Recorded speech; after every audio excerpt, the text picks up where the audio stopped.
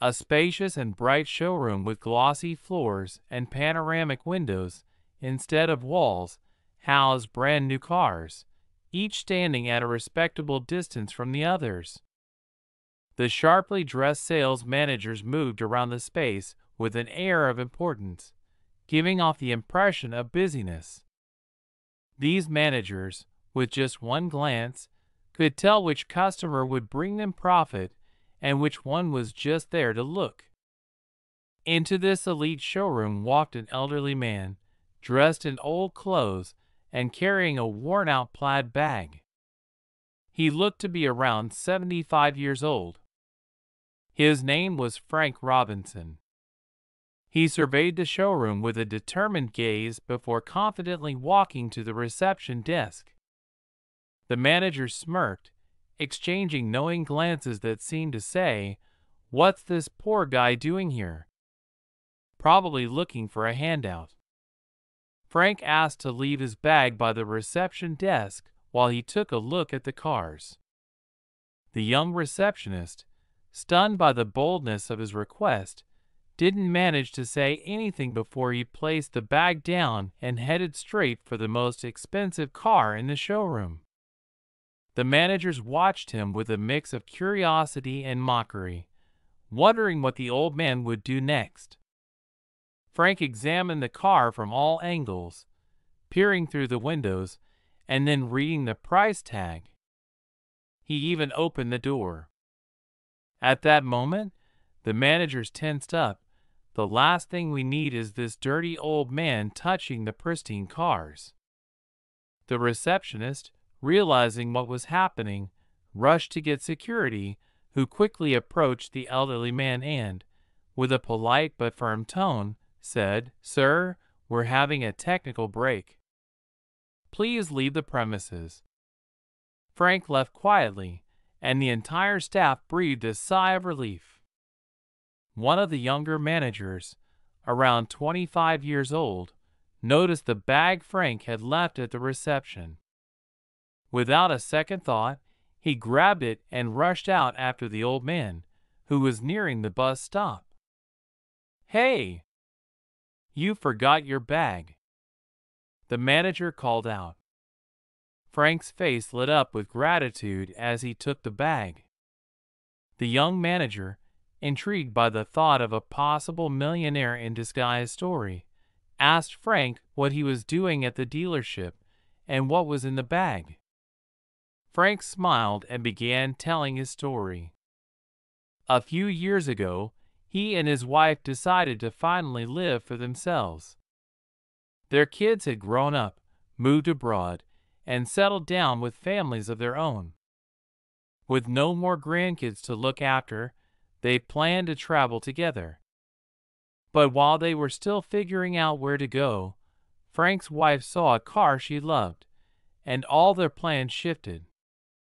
She wanted the car, so they could travel in comfort, even if it wasn't far, since age was catching up with them.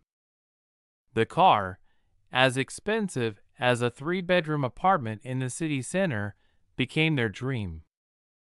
With no need to leave an inheritance for their children, Frank and his wife decided to sell their apartment and buy a small one on the outskirts. With some help from their kids, they hoped to buy the car. But life took a cruel turn. Right when they sold their apartment and were ready to buy the car, Frank's wife was diagnosed with cancer. Much of the money they had set aside for the car went toward her treatments, and asking their kids for more money felt wrong.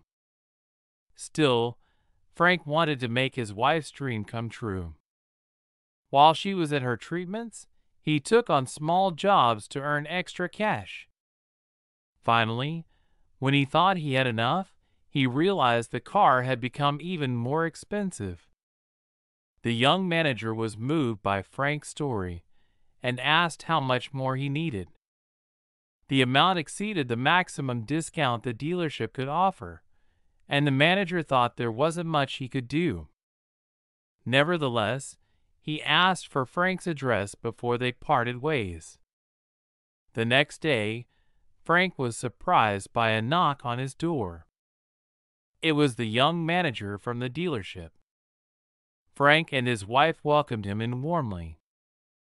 Throughout the visit, the elderly couple held hands, showing a deep affection for one another.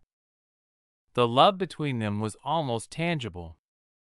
Before leaving, the young man reached into his jacket pocket and handed Frank an envelope, saying, "Buy your dream.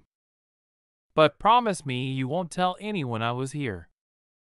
And with that, he disappeared out the door. Frank tried to refuse, tried to catch him, but the young man was already gone. The next day, Frank returned to the dealership with his plaid bag, but this time he was dressed in a clean, old suit and shoes polished to a shine. He walked confidently up to the car he had wanted all along. The managers, who were busy with other customers, couldn't ignore him this time without looking disrespectful. Frank opened his bag, took out the money, and told the nearest available manager that he was ready to buy the car. The other managers were shocked and envious that one of their colleagues was about to make a huge commission on the most expensive car in the showroom. After all the paperwork was completed, Frank drove off in his brand new car. On the way home, he called his wife, asking her to dress up and meet him outside. When he pulled up, his wife couldn't believe her eyes. Her dream had finally come true. The elderly couple spent the entire day driving around town in their new car. But 2 days later, Frank's wife passed away. She was deeply happy in her final moments, savoring every bit of joy they had shared. A week later, Frank returned to the dealership. The staff watched him, hoping for another miracle. But this time, Frank went straight to the young manager who had helped them fulfill their dream. Frank handed him the keys to the car and said, "You helped us live our dream. Now the car should belong to the real magician." Everyone was astonished, except for the young manager, who understood that Frank's wife had passed. The car's ownership was transferred to the young man. From that day on, the young manager often visited Frank, taking him for drives around town. Their conversations and time together helped ease Frank's grief, reminding him that his wife had left this world happy, and her final days had been filled with love and joy.